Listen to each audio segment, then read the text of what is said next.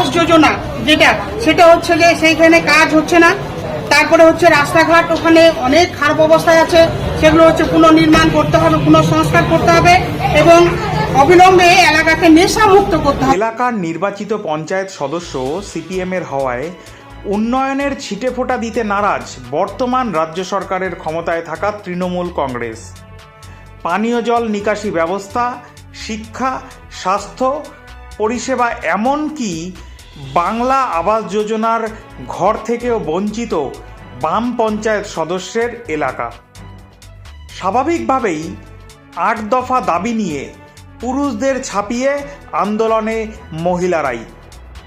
দেওয়ালে পিঠ ঠেকে যাওয়া পরিবার পরিচালনকারী মহিলারাই এবার সারা ভারত গণতান্ত্রিক মহিলা সমিতির ব্যানারে আন্দোলন সংগঠিত করতে চলেছে। তার বাস্তব রূপ পেল এদিনের ইসলামপুর ব্লক সমষ্টি ও সমষ্টি উন্নয়ন আধিকারিকের দপ্তরে ৮ দফা দাবিতে স্মারকলিপি প্রদানের মাধ্যমে। আগামী দিনে দাবি দেওয়া পূর্ণ না হলে বৃহত্তর আন্দোলনে নামার হুঁশিয়ারি দিয়েছে সারা ভারত গণতান্ত্রিক মহিলা সমিতি। আমরা সারা ভারত গণতান্ত্রিক মহিলা সমিতি শ্রীকৃষ্ণপুর সংসদের পক্ষ থেকে এসেছি। মহিলা সমিতির আমরা একটা ডেপুটেশন দিতে চাই। এলাকার কিছু উন্নয়নের কাজ যেগুলো হচ্ছে নিয়মিত হওয়া উচিত সেগুলো হচ্ছে না। যেমন স্থানীয় এলাকায় বাংলা আবাস যোজনা সেটা হচ্ছে যে সেইখানে কাজ হচ্ছে না।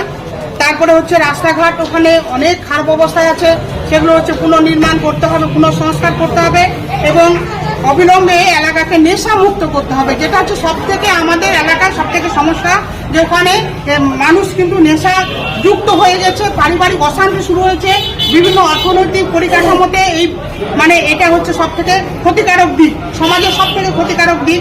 সেই নেশা মুক্ত করতে হবে এবং পর্যাপ্ত পরিমাণে পথে এই যে বাতি লাইট দেওয়া হয়, যে সেই লাইটটা নাই, অন্ধকার, বিভিন্ন এলাকা অন্ধকার হয়ে আছে, সেখানে বিভিন্ন সামাজিক অকর্ম কুকর্মগুলো হয়, সেগুলো যাতে না হয় তার জন্য আজকে ডেপুটেশন।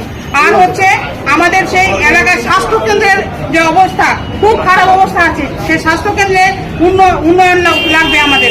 পানীয় জলের ব্যবস্থা ওখানে খুব খারাপ অবস্থায় আছে, পানীয় জলের ব্যবস্থা। এবং আপনারা জানেন গতকালকে একটা রায় বেরিয়েছে, সেটা হচ্ছে শিক্ষক হচ্ছে এসএসসি শিক্ষক বাতিল হয়েছে, শিক্ষকদের বাতিল করছে, কিন্তু আমরা দেখছি বিভিন্ন বিদ্যালয়গুলোতে শিক্ষকের অভাবে সঠিকভাবে শিক্ষা ব্যবস্থা চলছে না। সেই জন্য আমরা বলছি স্কুলগুলোতে দ্রুত শিক্ষক নিয়োগ করতে হবে।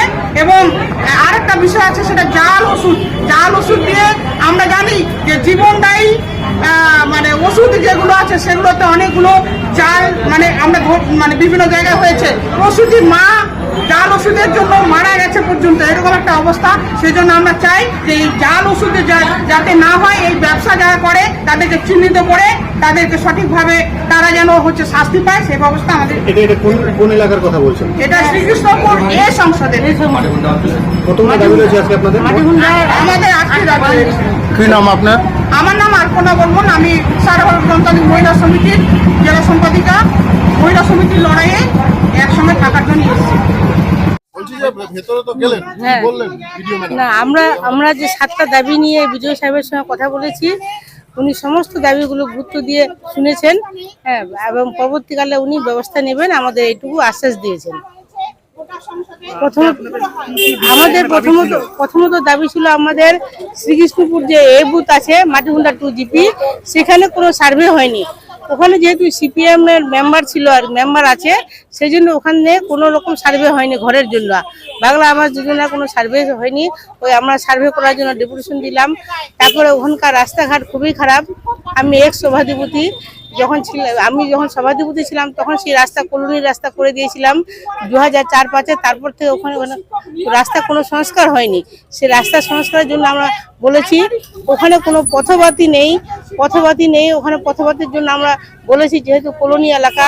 তারপরে ওখানে সম্পূর্ণ ঘরে ঘরে নেশাগ্রস্ত, ওখানে সব জায়গায় যত নেশা বিক্রি হচ্ছে, ছোট থেকে একদম বাচ্চা 5 বছর বয়স থেকে 80 বছর বৃদ্ধ অবধি নেশাগ্রস্ত হয়ে থাকে। সেখানে সন্ধ্যা হলে মা বোনরা ওখানে হাঁটাচলা করতে পারছে না, পারিবারিক একটা অশান্তি লেগেই আছে প্রত্যেকদিন নিত্য। সেই জন্য আমরা সেই অঞ্চলটাকে নেশামুক্ত করার জন্য আগেও আমরা থানাতে ডেপুটেশন দিয়েছিলাম, আজকেও আমরা বিডিও সাহেবকে বললাম ওই অঞ্চলটাকে নেশামুক্ত করতে হবে। তারপরে আরো হচ্ছে ওখানকার যে স্কুল আছে, স্কুলে কোনো পঠন পাঠনের ঠিক মতন হচ্ছে না শিক্ষকের অভাবে। ওখানে 1900 ছাত্র আছে, মাত্র 7 জন পার্মানেন্ট টিচার, 5 জন প্যারা টিচার মিলে 1900 এইচএস স্কুল চলতে পারে না। সেই জন্য আমরা অবিলম্বে যেন এই টিচার নিয়োগ হয় তার আমরা বলেছি। কারণ আপনারা জানেন যে 2016 যে প্যানেলটা আছে পুরোটাই বাতিল হয়ে গেছে। সেই জন্য ওই স্কুলে শিক্ষক নেই, সেই জন্য আমরা বলছি দ্রুত শিক্ষক নিয়োগ করতে। তারপরে ওখানকার যে বিপিএসসি আছে সেখানে একটা জ্বরের ওষুধ অবধি পাওয়া যায় না। সেখানে নিয়মিত যারা ওখানকার যারা ওখানে নিয়োগ আছে আর কি, তারা নিয়মিত ওখানে যায় না আর কি। হ্যাঁ, ওখানে সেই জন্য আমরা বলছি যে বিপিএসসিটা যেন নিয়মিতভাবে খোলে এবং ছোটো মোটো যেরকম জ্বর সর্দি কাশির ওষুধগুলো যেন সেখানে পাওয়া যায় আমরা বলেছি। তারপরে ওখানকার যে পানীয় জলের ব্যবস্থা নেই, সব জায়গায় পানীয় জলের ব্যবস্থা হচ্ছে কিন্তু ওখানে পাইপলাইন ওয়াটার নেই। কারণ যেহেতু ওখানে সিপিএম এর মেম্বার আছে, ওখানে কোনো রকম কাজকর্ম হচ্ছে না। সেই জন্য বিডিও সাহেব বললেন আমি বিষয়টি দেখব। হ্যাঁ, উনি বিষয়টি গুরুত্ব সহকারে দেখতে চেয়েছেন, আশ্বাস দিয়েছেন। আমার নাম জ্যোৎস্না সিনহা, আমি এর সভাধিপতি উত্তর দিনাজপুর জেলা পরিষদ। একটা ডেপুটেশন নিয়ে আপনারা এখানে এসেছেন, তো কি কি দাবি দাওয়া রয়েছে বা কি কি সমস্যা রয়েছে যার জন্য আপনারা আজকে ডেপুটেশন এখানে দিচ্ছেন? সারা ভারত গণতান্ত্রিক মহিলা সমিতির পক্ষ থেকে, শ্রীকৃষ্ণপুর শাখার পক্ষ থেকে আজকে হচ্ছে বিডিওকে ডেপুটেশন ছিল। এই ডেপুটেশনে ওনারা 8টি দাবি রেখেছেন। এই 8টি দাবিকেই হচ্ছে আমরা সমর্থন জানাচ্ছি এবং হচ্ছে যে এই 8টি দাবি হচ্ছে সমর্থনযোগ্য এবং এলাকার স্বার্থে এই 8টি দাবি খুব প্রযোজ্য। প্রথমত হচ্ছে বাংলার যে আবাস যোজনা, এই আবাস যোজনায় ওই এলাকাতে একটি ঘরও কেউ পায়নি। আমার ধারণা সেখানে সার্ভেটাও হয়নি। তো এখানে ম্যাডামের সঙ্গে ওনারা কথা বলেছেন, সেখানে আমিও ছিলাম। তো ম্যাডাম খুব সদর্থক ভূমিকা পালন করবেন এবং ওনার সঙ্গে যেগুলো কথাগুলো হলো সমস্তটা উনি পয়েন্ট আউট করলেন যাতে আগামী দিনে কাজগুলো হয়, উনি দ্রুততার সহিত দেখবে। এবং এখানে 8টি দাবি আছে, তার মধ্যে প্রথম দাবিটা আপনাকে বললাম। এবং হচ্ছে যে এলাকার যে রাস্তাঘাট, সেই রাস্তাঘাটগুলো হচ্ছে ভেঙে আছে। প্রায় 20 বছর আগে রাস্তা হয়েছিল, সেই রাস্তা এখনও অবধি মেরামত হয়নি, প্রায় 1 কিলোমিটার জুড়ে। উনি সেটাও নোট করে নিলেন যে আগামী দিনে বিষয়টি উনি দেখবেন। এবং পর্যাপ্ত পরিমাণে পথবাতি, ওই এলাকাটা প্রচণ্ড অন্ধকার এবং ওখানে দুর্বৃত্তদের খুব দাপাদাপি শুরু হয়ে গেছে। দিন দুপুরে ডাকাতি, ছিনতাই, চুরিও হচ্ছে। তো সেখানে পথবাতির ব্যবস্থা করার উনি আশ্বস্ত করলেন যে আমি আগামী দিনে দেখব যাতে এটা করা যায়। পানীয় জলের সুব্যবস্থা নেই এবং হচ্ছে যে আমাদের যে স্কুল, এখানে প্রায় 1900-র মতো স্টুডেন্ট, কিন্তু দেখা গেল 6 জন হচ্ছে টিচার আছে।